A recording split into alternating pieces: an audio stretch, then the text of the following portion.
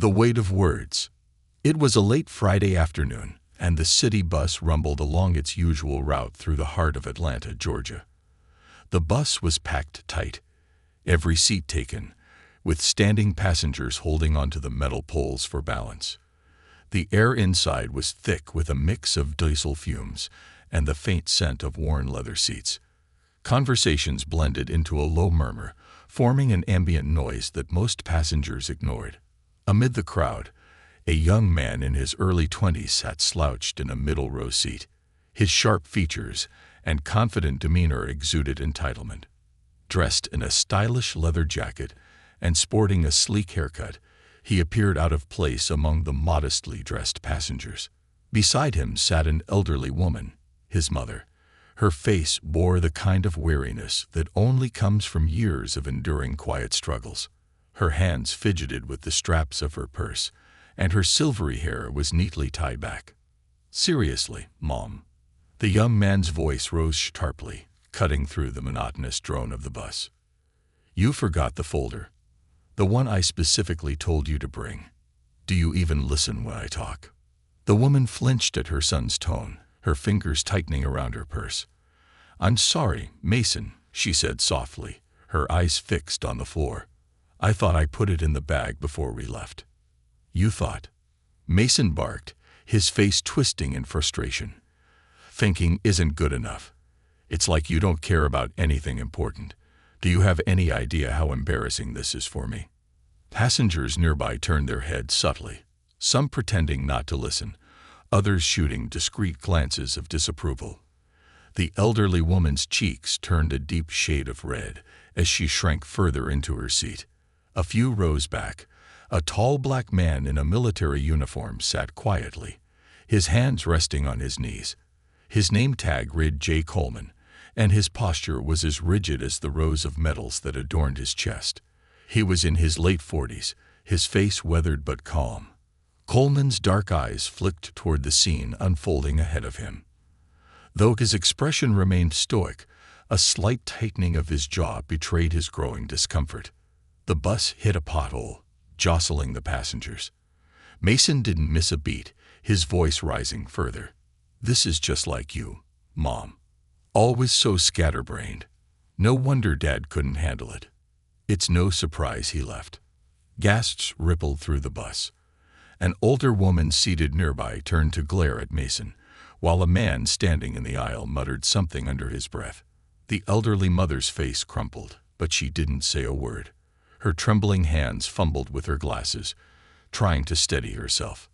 Coleman leaned back slightly, his sharp eyes fixed on Mason. He didn't move, but there was a shift in his presence, a quiet, commanding energy that seemed to radiate outward. The tension in the bus grew palpable as passengers exchanged uneasy glances. Still, no one spoke up. Mason's tirade continued unabated. "You ruin everything, you know that. I've had to clean up your messes my whole life." The elderly woman whispered, her voice barely audible. "Please, Mason. Let's not do this here." "Why not?" Mason snapped, gesturing around him. "Maybe if someone else points out how ridiculous you are, you'll finally get it." At the back of the bus, Coleman's hands gripped the edges of his seat. His calm demeanor remained, but his jaw was clenched, his eyes narrowing slightly. He waited, the gears of his mind turning as he weighed the moment. The bus came to a stop at a red light, and the slight pause in motion seemed to heighten the tension. Mason's words hung heavy in the air, like smoke in a closed room. The elderly woman's shoulders sagged as she clutched her purse tightly, her lips pressed together in a thin line. A tear rolled down her cheek, which she quickly wiped away. From the back of the bus, a deep, steady voice broke through the tension. "Young man." All eyes turned to Coleman. His voice wasn't loud, but it carried an undeniable authority. He rose slowly from his seat, his towering frame commanding immediate attention. As he made his way down the aisle, the crowd seemed to part instinctively. Even Mason, who had been so bold moments earlier, shrank slightly in his seat. When Coleman reached their row, he stopped and turned to the elderly woman. "Ma'am," he said softly, his tone warm and respectful. "You've done nothing to deserve this. I'm sorry you've had to endure it." The elderly woman's eyes widened in surprise, her lips quivering as if she wanted to respond, but couldn't find the words. Turning his gaze to Mason, Coleman's expression hardened. "You don't know me," he began, his voice measured. "But I've been where you are, full of anger, thinking the world owes me something. Let me tell you something about what that kind of thinking gets you." Mason's mouth opened, but no sound came out. His earlier bravado seemed to have evaporated under Coleman's intense gaze. "You remind me of someone I used to know," Coleman continued. "A man who thought he had all the time in the world to make things right with the people who mattered. But time doesn't wait for anyone, and regret is a burden that doesn't let go." The bus fell silent, the hum of the engine the only sound. Passengers leaned in, their attention riveted. Even those who had been scrolling on their phones now watched with bated breath. Coleman crouched slightly, meeting Mason's eyes. "Respect is the least you owe your mother. She's not just someone who carried your groceries or cooked your meals. She's the woman who gave you life." Mason shifted uncomfortably, his gaze darting away. For the first time, a flicker of doubt crossed his face. Coleman straightened, his towering figure casting a long shadow over Mason. "You're not too far gone to change," he said firmly. "But you need to start now, before it's too late." The weight of his words hung in the air, pressing down on Mason and everyone else on the bus. As Coleman stepped back, his piercing gaze softened, and he turned to look at the elderly woman. "You deserve better," he said simply. The bus jerked forward as the light turned green, but no one spoke. Mason stared at his hands, his jaw tight, while the passengers watched, waiting for what would happen next. A silent struggle. The bus rolled onward, its steady hum filling the silence that had fallen after Coleman's commanding intervention. Mason sat stiffly in his seat, his jaw tight, and his gaze fixed on the worn linoleum floor of the bus. Beside him, his mother sat motionless, her hands still clutching her purse, as though it might anchor her in the storm of emotions swirling around her. Her name was Grace Watson. Once she had been a vibrant, joyful woman, a teacher who had inspired hundreds of students with her creativity and warmth. But time had worn her down. Years of raising Mason alone after her husband left had taken their toll. She had given everything to ensure her son had opportunities, sacrificing her own dreams and ambitions in the process. Yet here she was, humiliated by the very person she had fought so hard for. Mason's earlier words echoed in her mind like a haunting refrain. "You ruin everything. You're why Dad left." Each phrase had cut deep, reopening wounds she thought had healed long ago. She glanced at Mason out of the corner of her eye. He looked smaller now, his bravado gone, but she wasn't sure if it was regret or simply embarrassment that had silenced him. Across the aisle, a woman in her 40s leaned toward Grace. "Are you okay?" she whispered, her voice tinged with concern. Grace managed a small nod, her lips pressed tightly together. "I'm fine," she murmured, though her trembling hands betrayed her. The woman hesitated, then reached out to pat Grace's arm gently. "You don't deserve that kind of treatment. Don't let him talk to you like that." Grace's eyes welled with tears, but she blinked them away quickly, offering a faint smile. "Thank you," she said softly. Further back in the bus, Coleman had returned to his seat. He stared out the window, his reflection in the glass as still as his expression. Despite the calm exterior, his mind churned with memories he rarely allowed to surface. The sight of Grace shrinking under her son's verbal assault had stirred something deep within him, something he had spent years trying to suppress. Coleman wasn't a man who acted impulsively. His 20 years in the military had taught him discipline, strategy, and patience, but they had also taught him about loss, irreversible, gut-wrenching loss. He knew what it was like to live with the regret of words unsaid and actions unmade. He could still hear his mother's voice, faint and distant in his memory, urging him to come home for the holidays. He'd always had an excuse. Training, deployment, a new mission. And then, one day, the calls stopped. His last conversation with her had been a rushed phone call, full of half-hearted promises. "We'll talk soon, Mom," he had said. But soon never came. She passed away unexpectedly, and he hadn't been there. The guilt had become a constant companion, a weight he carried every day. Now, watching Grace and Mason, he felt that weight pressing down harder than usual. He couldn't undo his past mistakes, but maybe, just maybe, he could help someone else avoid making the same ones. The bus jolted to a stop at another intersection, and the doors hissed open to let a few passengers off. As the bus began moving again, Coleman noticed the tension still lingering in the air. People were whispering among themselves, glancing at Mason and Grace with a mixture of sympathy and judgment. The teenager who had been recording earlier had stopped, but her phone was still in her hand, her thumb poised over the screen. Mason shifted uncomfortably, aware of the eyes on him. His hands fidgeted in his lap, his usual confidence now replaced with an unfamiliar uncertainty. He wanted to speak, to say something to his mother, but the words felt stuck in his throat. Every time he opened his mouth, the memory of Coleman's steady, piercing gaze flashed in his mind, silencing him. Grace, meanwhile, sat in quiet contemplation. She had spent so many years excusing Mason's behavior, convincing herself that his anger was a phase, that he was just struggling to find his way. But Coleman's words had struck a chord. For the first time, she wondered if her silence had done Mason more harm than good. "You're so much like your father," she whispered, almost to herself. Mason's head snapped toward her. "What?" he asked, his voice laced with confusion. Grace hesitated, then sighed deeply. "Your father had a temper too. He always thought he was right, always found someone else to blame when things went wrong. I stayed quiet for years, thinking it would get better." She turned to look at Mason, her eyes glistening with unshed tears. It didn't. Mason stared at her, his face a mix of surprise and defensiveness. "I'm not like him," he said quickly. "I'm not." "You're angry, Mason," Grace interrupted, her voice steady but tinged with sadness. "At me, at him, at the world. But your anger doesn't make you strong. It makes you cruel." Her words landed heavily, and Mason flinched as if she had struck him. He opened his mouth to argue but found he had nothing to say. Instead, he looked away, his jaw tightening once more. At the back of the bus, Coleman watched the exchange quietly.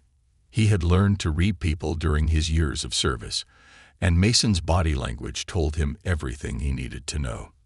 The young man wasn't beyond redemption, but he was teetering on the edge of a dangerous path. If someone didn't guide him back, he might fall too far to climb out. Coleman leaned forward, resting his elbows on his knees.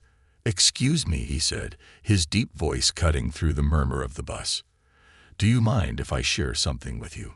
Grace and Mason both turned to look at him. Grace nodded hesitantly, while Mason simply stared, his expression guarded. Coleman straightened up, his hands clasped loosely in front of him. "When I was about your age," he began, his eyes fixed on Mason, "I thought I knew everything. I thought I didn't need anyone. Not my friends, not my family, and certainly not my mother." Mason frowned but didn't interrupt. "My mom used to call me every week," Coleman continued.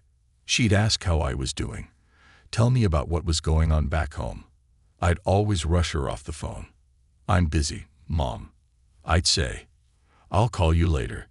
But later never came." The bus grew quieter as Coleman spoke, the passengers hanging on his every word. "She passed away while I was overseas. A heart attack." Coleman's voice wavered slightly, but he steadied himself. "I didn't even know she was sick. I wasn't there for her when she needed me most." Grace's hand flew to her mouth, her eyes filling with tears. Even Mason looked shaken, his face softening as he absorbed Coleman's words. "I carry that regret with me every day," Coleman said, his voice firm but tinged with sadness. "Every accomplishment, every medal, it doesn't mean a damn thing compared to what I lost. And the worst part, I could have changed it. I could have been there. but I was too stubborn, too caught up in myself." He leaned slightly toward Mason, his gaze piercing. "Don't make the same mistake I did. You have a chance to fix this. Don't waste it." The bus fell silent once more, the weight of Coleman's words settling over everyone. Grace reached for Mason's hand, her touch tentative but full of love. Mason hesitated, then turned to her, his eyes glassy with unshed tears. "I'm sorry, Mom," he whispered, his voice breaking. "I don't mean to hurt you. I don't know how to stop." Grace squeezed his hand, her own tears spilling over. "We'll figure it out," she said softly. "Together." Coleman leaned back in his seat, his expression unreadable. For the first time in a long time, he felt a flicker of hope. Maybe, just maybe, this time someone would learn from his mistakes. A turning point. The bus rattled over the uneven pavement, the ambient hum of the engine masking the faint murmurs of the passengers. Mason sat beside his mother, Grace, their hands resting on the cracked vinyl seat between them. For the first time in years, they were quiet, not the strained, painful silence of unspoken anger, but a tentative calm filled with the weight of recent revelations. Mason's mind churned with conflicting emotions. Coleman's story had hit him like a sledgehammer, breaking through layers of anger and resentment he hadn't realized he was carrying. He stole a glance at his mother. Grace sat upright, her shoulders tense, but her expression softer than before. The lines etched into her face seemed deeper now, as though years of exhaustion had caught up to her all at once. He couldn't remember the last time he had really looked at her. She had always been there, a steady presence in his life, but he had never stopped to consider what that constancy had cost her. The thought made his stomach churn with guilt. At the back of the bus, Coleman remained in his seat, his gaze fixed on the scene ahead. His sharp eyes missed nothing. The way Mason's hand trembled slightly as it rested beside his mother's, the flicker of vulnerability in his posture, the quiet desperation in Grace's eyes as she held herself together. Coleman leaned back, his hands clasped loosely in his lap. He knew better than to push too hard. Sometimes, the most profound changes happened in silence, when people were left to grapple with their own thoughts. But he also knew that change wasn't guaranteed. Mason was at a crossroads, and the choices he made now would define not just his relationship with his mother, but the man he would become. The bus jolted to a stop at a red light, and the sudden motion snapped Mason out of his thoughts. He turned to his mother, his voice hesitant. "Mom." Grace looked at him, her expression cautious. "Yes, Mason. I've been thinking," he began, his voice faltering. "About what he said. The man in the back. Coleman." Grace nodded, her eyes searching his face. "What about it?" Mason hesitated, his fingers fidgeting with the zipper on his jacket. I think he's right. About me. About how I've been treating you." Grace's breath hitched, and she placed a hand on his arm. "Mason," she said softly, "you've been through a lot. Losing your dad." "No," Mason interrupted, his voice firm. "This isn't about Dad. It's about me. I've been blaming you for things that weren't your fault. I've been taking my anger out on you because it was easier than dealing with my own problems. That's not fair. And it's not okay." Tears welled in Grace's eyes, but she blinked them away quickly. "Oh, Mason," she whispered, her voice trembling. "Hearing you say that, it means so much. I just want you to be happy. To know you're loved." Mason's chest tightened at her words. For years, he had seen his mother as a source of frustration, an obstacle to his independence. He had ignored the sacrifices she made, the love she poured into every aspect of his life. Now, faced with the enormity of his mistakes, he felt like a child again, small and unsure of himself. "I don't deserve your forgiveness," he said quietly. Grace shook her head, her grip on his arm tightening. "You're my son. There's nothing you could do that I wouldn't forgive. But Mason, you have to want to change. Not for me, but for yourself." The bus continued its journey, weaving through the crowded streets of the city. Around them, the other passengers had resumed their muted conversations, though many still cast curious glances in their direction. The teenager with the phone had tucked it away, her earlier smirk replaced by a thoughtful frown. Across the aisle, an elderly man adjusted his hat, his eyes lingering on Mason and Grace with quiet approval. At the next stop, a young woman boarded the bus, her arms laden with grocery bags.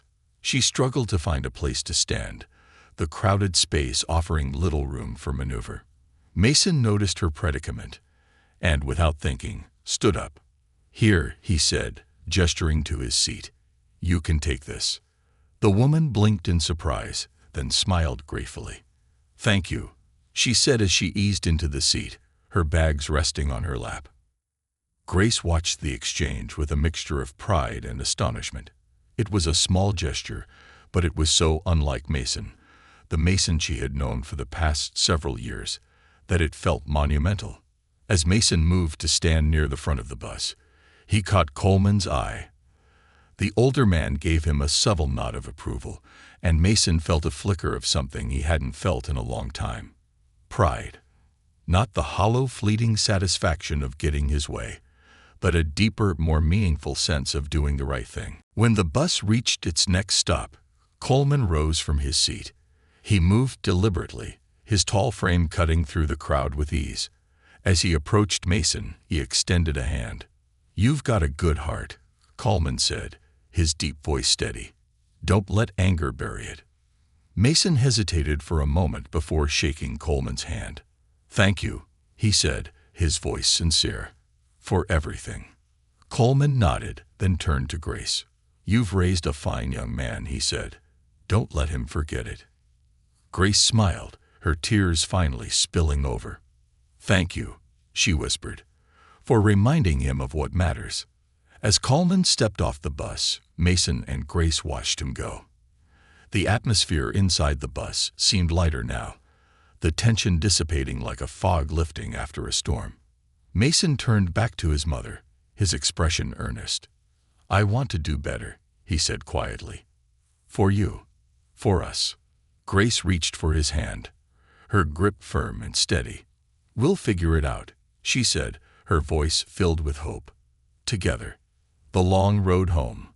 The bus had emptied out considerably as it neared the outskirts of the city. The afternoon sun cast long shadows through the smudged windows, bathing the interior in a golden hue. Mason and Grace sat together in a silence that felt less heavy now, more reflective. The hum of the engine and the occasional chatter of a few remaining passengers filled the gaps in their conversation, but their earlier exchange lingered in the air like a fragile truce. Grace adjusted her glasses and glanced at Mason, who was staring out the window, his thoughts far away. She couldn't help but marvel at how much he resembled his father, his strong jawline, his dark hair that always seemed a little disheveled no matter how much he tried to style it. But where his father's gaze had been sharp and cold, Mason's was softer now, tinged with an uncertainty that made her heart ache. She reached out and placed her hand gently on his. "You've grown up so much, Mason," she said quietly. Mason turned to her, startled. "I don't feel grown up," he admitted. "Most of the time, I feel lost." Grace's heart broke at his confession, but she forced herself to remain composed. "That's okay," she said. "Being lost means you're searching. It means you haven't given up." Mason sighed, leaning back in his seat. "I guess I don't know how to fix things. With you. With everything." Grace tilted her head, her expression thoughtful. "You don't have to fix everything at once," she said. "Start small. A kind word. A simple gesture. Those things add up." Mason nodded slowly, her words sinking in. He had always thought that making amends required some grand, sweeping gesture, an apology so profound it would erase years of mistakes. But maybe it wasn't about erasing the past. Maybe it was about building something new, one small step at a time. The bus came to a stop at a quiet suburban intersection. A man in a work uniform stepped off, and the driver closed the doors with a hiss. As the bus pulled away, Mason turned to Grace. "Do you ever miss him?" he asked suddenly. Grace's breath caught, and she looked at him with wide eyes. She knew exactly who he meant.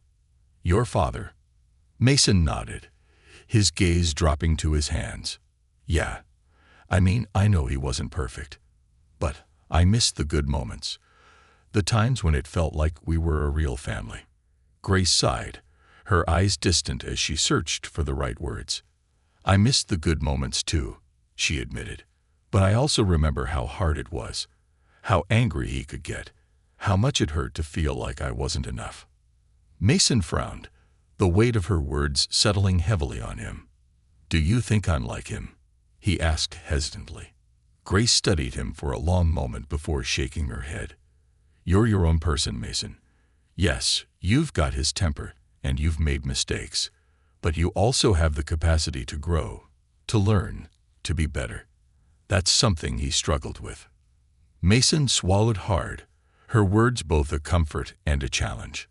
He didn't want to be his father, not the man who had walked out when things got tough, leaving Grace to pick up the pieces. But becoming better felt like an uphill battle, and he wasn't sure he had the strength for it. As the bus continued its journey, Mason's thoughts drifted back to Coleman. The man's words had been like a mirror, forcing Mason to confront parts of himself he'd been avoiding for years. He thought about the regret in Coleman's voice when he spoke about his mother, the pain that lingered despite the medals and accolades he had earned. Mason didn't want to carry that kind of regret. He didn't want to wake up one day and realize it was too late to make things right with his own mother. "Mom," he said suddenly, breaking the silence. "I want to try. I really want to try to be better. I know I've said it before, but this time, I mean it." Grace turned to him, her eyes searching his face. "I believe you, Mason," she said softly, "and I'll be here to help you every step of the way." Her words filled Mason with a sense of relief he hadn't realized he needed. For so long, he had carried the weight of his anger and guilt alone, too proud to ask for help, too afraid to admit his mistakes. But now, with his mother's support, he felt a glimmer of hope. The bus reached their stop, and Mason and Grace stood, gathering their belongings. The driver nodded to them as they stepped off, the warm sunlight enveloping them as they walked toward their small, modest house at the end of the block. As they approached the front door, Mason hesitated. "Mom," he said, his voice hesitant, "do you want to have dinner together tonight? I could help cook. Or, well, I could try." Grace smiled, her heart swelling with affection. "I'd like that, Mason," she said. "I'd like that very much." They stepped inside, the door closing softly behind them. It wasn't a grand gesture or a dramatic transformation, but it was a start, a small, meaningful step toward healing the fractures in their relationship. For the first time in years, Mason felt like he was on the right path. The road ahead would be long and difficult, but he was no longer walking it alone.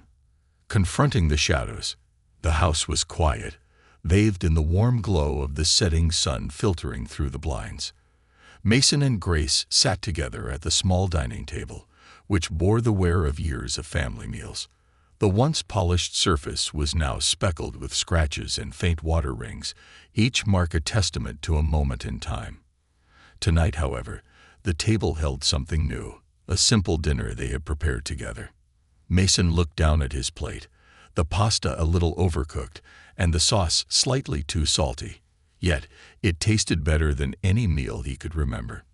Not because of the food itself, but because of the unspoken understanding that had passed between him and his mother as they worked side by side in the kitchen.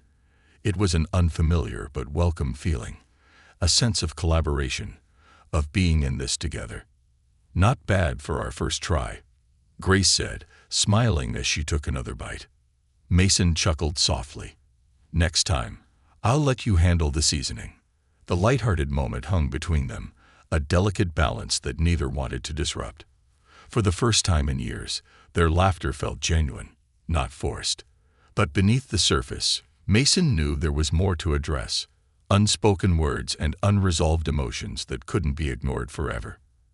After dinner, Grace began clearing the table, but Mason stopped her. "I'll do it," he said firmly. She hesitated, her brow furrowing slightly. "Are you sure?" "Yeah," he replied, taking the plates from her hands. "It's the least I can do." As Mason rinsed the dishes in the sink, he felt a strange sense of peace. The simple act of cleaning, of contributing, felt oddly therapeutic.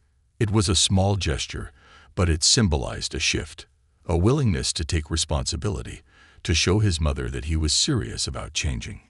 Grace sat down on the couch, her hands resting in her lap. She watched Mason from a distance, her mind racing with thoughts. She had always hoped for this moment, for her son to recognize the damage his anger had caused and take steps to repair their relationship. But a part of her couldn't help but wonder if it was too late to fully bridge the gap between them. When Mason finished the dishes, he dried his hands and joined her in the living room. He sat down beside her, the cushion sinking slightly under his weight. For a moment, neither of them spoke. "Mom," Mason began, his voice hesitant, "can we talk about Dad?" Grace stiffened slightly but nodded. "If you're ready." "I think I need to be," he said. "I've been holding on to so much anger, and I think a lot of it comes from not understanding why he left, why he didn't fight to stay." Grace let out a deep sigh, her shoulders sagging as though releasing a weight she had carried for years. "Your father," she began, choosing her words carefully, "was a complicated man. He loved you, Mason. I want you to know that. But he struggled with himself, with us, with the responsibilities of being a husband and father." Mason frowned, his hands clenching into fists on his lap. "But he just left," he said, his voice rising slightly. "How could he do that? How could he walk away from us?" Grace reached out and placed a hand over his, her touch grounding him. "I don't have all the answers," she said softly. "But I do know that his leaving wasn't your fault. It wasn't about you. It was about him and his inability to face his own demons." Mason's jaw tightened, his emotions bubbling to the surface. I always thought if I'd been better, if I'd done something differently, maybe he would have stayed." "Oh, Mason," Grace said, her voice trembling. "You were just a child. There was nothing you could have done. And I'm sorry if I ever made you feel like you had to carry that burden." The room fell silent again, save for the faint ticking of the clock on the wall. Mason leaned back, his head resting against the cushion. For so long he had held on to the belief that his father's absence was a reflection of his own inadequacy. Letting go of that belief felt like stepping into uncharted territory. "I hated him for leaving," Mason admitted, his voice barely above a whisper. "And I think I hated you too, because you were still here." Grace's breath caught, and her eyes filled with tears. She had always suspected as much, but hearing the words spoken aloud was like a dagger to the heart. "I know," she said, her voice thick with emotion.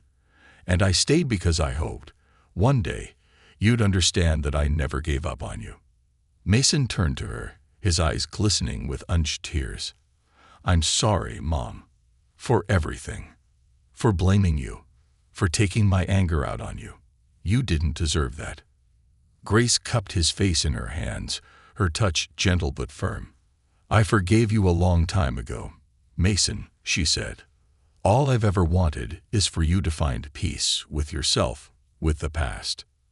The conversation stretched late into the evening, touching on memories both painful and joyful. They spoke of Mason's childhood, of the times when his father had been present, and of the struggles Grace had faced as a single parent. With each story, the distance between them seemed to shrink, replaced by a newfound understanding. As the clock struck midnight, Grace rose from the couch, her body tired but her heart lighter than it had been in years. "I think we both need some rest," she said, smiling gently. Mason nodded, standing as well. "Good night, Mom," he said, pulling her into a hug. "Good night, Mason," she replied, holding him close. "I'm proud of you." The words hit Mason like a wave, washing over him with a warmth he hadn't felt in years. As he lay in bed that night, staring up at the ceiling, He thought about the road ahead.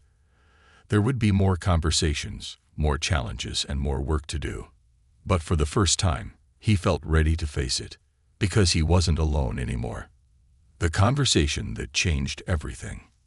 Mason lay awake long after Grace had gone to bed, the dim glow of the moonlight casting soft shadows across the room. His mind was a whirlwind of thoughts, each one tangling with the next. His father's absence, his own mistakes, the moments he had taken his mother for granted. They all surged to the forefront of his consciousness. For the first time, he didn't push them away. Instead, he let them come, forcing himself to confront the emotions he had buried for years. He sat up in bed, rubbing his face with his hands. The quiet of the house felt oppressive, pressing against him as if daring him to do something more, to take another step toward the healing he had started that day. He glanced toward his door, then made a decision. The soft knock on Grace's bedroom door startled her. She had just begun to drift off to sleep, her mind still replaying the events of the evening. Sitting up, she turned on her bedside lamp. "Come in," she called, her voice groggy but warm. The door creaked open, and Mason stepped inside, looking hesitant. "Did I wake you?" he asked. "No," she said, though it wasn't entirely true. "Is everything okay?" He nodded but didn't meet her eyes.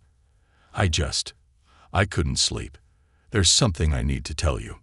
Grace patted the edge of her bed, motioning for him to sit. He hesitated for a moment before crossing the room and taking a seat beside her.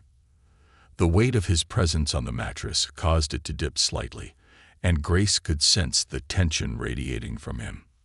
"What's on your mind, Mason?" she asked gently. Mason took a deep breath, his hands fidgeting in his lap. "When Dad left, I told myself that I didn't care, that we didn't need him. But that wasn't true.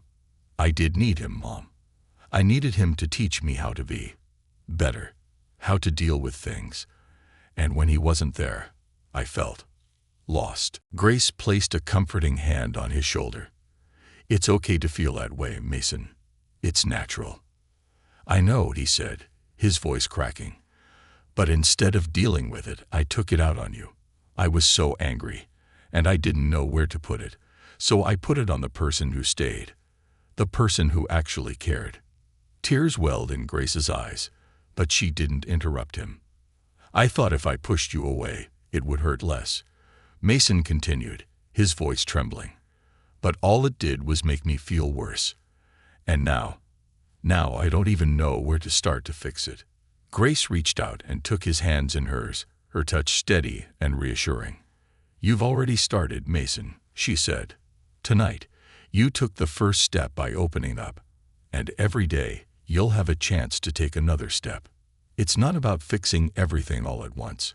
It's about moving forward, little by little." Mason nodded, his shoulders shaking as he fought to hold back tears.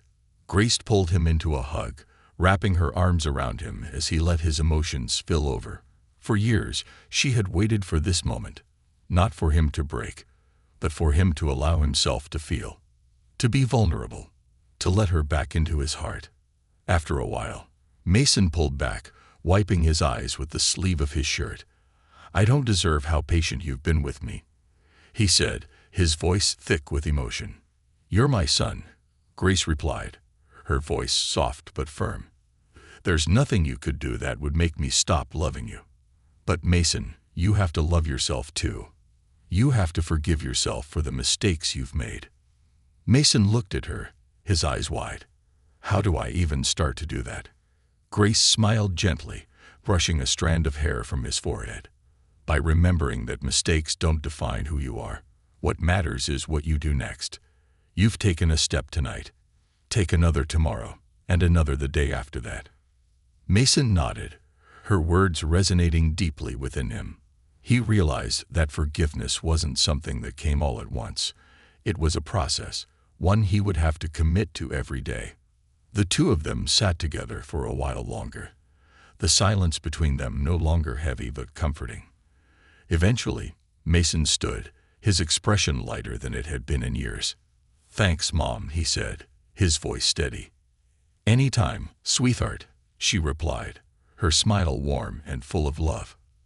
As Mason left her room and returned to his own, he felt a sense of clarity he hadn't experienced before. The road ahead would be long and challenging, but for the first time, he felt ready to face it. With his mother by his side, he knew he wasn't alone. That night, for the first time in a long time, Mason fell asleep with a sense of peace. The shadows of his past hadn't disappeared, but they no longer felt insurmountable. Instead, they felt like something he could face, one step at a time. A new foundation. The morning sunlight streamed through the thin curtains in Mason's room, casting patterns of light and shadow on the walls. For the first time in what felt like forever, Mason woke with a sense of purpose. The lingering heaviness in his chest from the previous night's conversation with his mother had transformed into something else. Resolve. He sat up, running a hand through his hair as the events of the past few days replayed in his mind. His words to Grace, Coleman's story, and the haunting realization that his anger had blinded him to the love and sacrifices around him. It all felt raw but necessary, like a wound that had finally been cleaned. Mason rose, pulled on a pair of jeans and a simple t-shirt, and made his way to the kitchen. He found Grace already there, humming softly to herself as she prepared breakfast. The sight of her, so calm and content despite everything, filled him with a sense of gratitude he couldn't put into words. "Morning, Mom," he said, his voice still rough from sleep. Grace turned to him, her smile as warm as the sunlight spilling through the window. "Good morning, Mason. Did you sleep well?" "Yeah," he said, surprising himself with the honesty of his answer. "I think I did." Over breakfast, Mason and Grace sat together at the small kitchen table, their conversation flowing easily for the first time in years.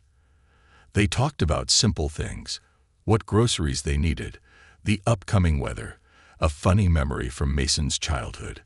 But beneath the surface, there was an unspoken understanding. This was the start of something new. As they finished their meal, Mason set down his fork and looked at Grace, his expression serious. "Mom, I've been thinking about what you said last night, about taking things one step at a time." Grace nodded, her eyes encouraging him to continue. "I want to start doing that, but not just with us, with everything. I want to figure out how to deal with my anger, to stop letting it control me. I don't want to be that person anymore." Grace reached across the table and took his hand in hers. "That's a brave decision, Mason," she said, "and I'll be here to support you every step of the way. But remember, it's okay to ask for help. You don't have to do this alone." Mason hesitated, her words sinking in. Asking for help had always felt like admitting defeat to him, but he was beginning to understand that it was the opposite.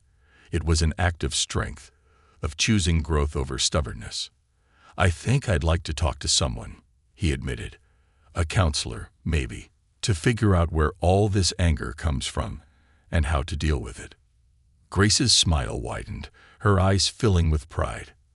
"I think that's a wonderful idea, Mason. It's not an easy step to take, but it's an important one." Later that day, Mason sat on the porch with a cup of coffee, the warmth of the mug grounding him. He watched the neighborhood go about its business. Children playing on bicycles, a mailman making his rounds, an elderly couple walking their dog. It all seemed so ordinary, yet Mason felt as though he were seeing it for the first time. The world hadn't changed, he had, and that realization gave him a strange sense of hope. His thoughts drifted back to Coleman, the man who had been the catalyst for this transformation. Mason hadn't seen him since that day on the bus, but his words still echoed in Mason's mind. "Don't let anger bury your heart." Mason pulled out his phone, hesitating for a moment before typing a search into the local Veterans Organization directory. After a few minutes, he found what he was looking for, a community center that held regular events for veterans and their families. Scrolling through the page, he saw a name that caught his eye: James Coleman, speaker and mentor. Mason's heart raced as he clicked on the event details. Coleman was scheduled to give a talk the following week at the center, and the public was welcome to attend. Mason knew he had to be there. He needed to thank Coleman in person, to let him know the impact he had made. The week passed quickly, filled with small but meaningful steps. Mason called a counselor and scheduled his first appointment. He helped Grace around the house, offering to take on tasks he had previously ignored. And each evening they sat together, sharing stories and building a bridge over the gaps that had formed between them. The night before Coleman's event, Mason stood in front of the mirror, adjusting the collar of his shirt. He felt nervous, uncertain of what he would say. But he knew it was important, not just for Coleman, but for himself. The community center was bustling with activity when Mason arrived. Families mingled, children played in the corner, and veterans shared stories over cups of coffee. Mason scanned the room, his heart pounding as he searched for Coleman. He found him near the stage, standing tall in his uniform, his posture as commanding as it had been on the bus. Mason took a deep breath and approached him. "Mr. Coleman," he said, his voice steady but nervous. Coleman turned, his sharp eyes softening as he recognized Mason. "Mason, isn't it?" he said, extending a hand. "Good to see you." Mason shook his hand, the firmness of Coleman's grip grounding him. I wanted to thank you," he said, "for what you said on the bus. It changed everything for me." Coleman nodded, his expression thoughtful. "It wasn't me, Mason," he said. "It was you. You were ready to hear it, and you took the steps to make a change. That's all you." Mason felt a lump rise in his throat, but he managed a smile. "Still, I don't think I'd be here if it weren't for you." Coleman placed a hand on Mason's shoulder. "Sometimes we all need a push in the right direction," he said, "but the journey is yours to walk. And from what I can see, you're doing just fine." That evening, as Mason walked back to his car, he felt lighter than he had in years. The road ahead was still long, and there would be challenges, but he finally felt ready to face them. He wasn't the same person he had been that day on the bus. He was building a new foundation, one built on respect, love, and the strength to change. And for the first time, he truly believed that he could. A new chapter. As Mason stepped into his car, the faint hum of the community center still buzzed in his ears. The conversations, laughter, and warmth he had witnessed lingered in his heart. He sat quietly for a moment, gripping the steering wheel, staring out at the darkening sky. For so long, he had felt untethered, adrift in his own anger and regret. Tonight, though, something had shifted. A sense of belonging, of purpose. Driving home, the streets of the city felt less daunting, more familiar. Each turn felt deliberate, each stoplight a chance to reflect. When Mason reached the house, the porch light was on, a small but steady beacon that reminded him of Grace's unwavering presence in his life. He smiled faintly and stepped inside. In the living room, Grace was curled up on the couch, a blanket draped over her lap as she flipped through a photo album. Mason paused in the doorway, watching her. The soft glow of the table lamp illuminated her face, highlighting the lines of age and resilience etched into her skin. She looked up when she heard him enter, her eyes lighting up with warmth. "How was it?" she asked, closing the album and setting it aside. Mason walked over and sat beside her, leaning back against the cushions. "It was good," he said. "Really good. I got to talk to Coleman." Grace's eyebrows lifted in surprise. "You did?" Mason nodded, a small smile tugging at his lips. "Yeah. I thanked him for what he did, for standing up when no one else would. He said it wasn't him, though, that it was up to me to make the change." Grace reached out and rested a hand on his arm. "He's right, you know. But I'm glad you got to tell him how much it meant to you." Mason exhaled, the weight of his emotions bubbling to the surface. "Mom, I'm sorry for everything I put you through. For all the times I made you feel like you weren't enough. I know I can't take it back, but I promise I'm going to do better." Grace's eyes filled with tears, but her smile was steady. "Oh, Mason," she said, pulling him into a hug. "You've already started, and you're more than enough, always have been." They stayed like that for a long moment, the silence between them filled with understanding and love. When they pulled apart, Grace wiped her eyes and laughed softly. "I must look a mess," she said, dabbing at her cheeks. "You look perfect," Mason replied, his voice steady with sincerity. The following days unfolded with a quiet but profound sense of transformation. Mason attended his first counseling session, an experience that left him feeling raw but hopeful.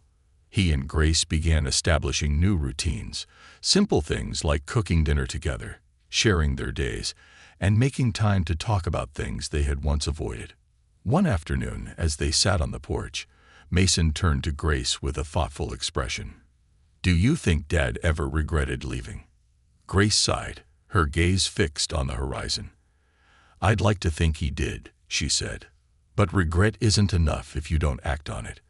That's why I'm so proud of you, Mason. You're choosing to act." Her words resonated deeply with Mason, and he realized how far he had come. He no longer needed to compare himself to his father or carry the weight of his absence. He was forging his own path, one built on intention and effort. Months later, Mason found himself on another bus, this time heading downtown for a meeting. The seats were mostly empty, the hum of the engine lulling him into a state of calm. As the bus stopped to pick up passengers, Mason's attention was drawn to a young man and his elderly mother boarding together. The son was speaking sharply, his frustration evident in the way he gestured toward the woman beside him. She looked down, clutching her purse, her face flushed with embarrassment. Mason felt a pang of recognition. He had been that young man not long ago. Without hesitation, Mason stood and approached them. He met the young man's eyes, his voice calm but firm. "Excuse me," he said. "Can I share something with you?" The young man hesitated, his face twisting with confusion and annoyance. "What?" Mason's gaze softened, and he spoke with the same steady conviction he had once heard from Coleman. "I used to be where you are, angry, frustrated, thinking it was all someone else's fault. But I learned something the hard way. The people who love us the most are the ones we can hurt the most. And sometimes we don't realize what we've lost until it's too late." The young man blinked, taken aback by Mason's words. The elderly woman glanced up, her eyes filled with a mixture of surprise and gratitude. Mason placed a hand on the young man's shoulder. "You've got a chance to do better. Right here, right now. Don't waste it." He returned to his seat, leaving the pair to process his words. The rest of the ride passed quietly, but as Mason stepped off the bus at his stop, he glanced back and saw the young man apologizing to his mother. She smiled, tears glistening in her eyes. As Mason walked home that evening, he felt a deep sense of fulfillment. He wasn't perfect, and the journey of self-improvement was far from over. But he had learned that change was possible, that relationships could be healed, and that every act of kindness had the power to ripple outward. Back at the house, Grace greeted him with a warm hug, and Mason realized something he hadn't before. Home wasn't just a place. It was the people you chose to build your life with, the love you nurtured, and the steps you took to grow together. And for the first time in a long time, Mason knew he was exactly where he was meant to be.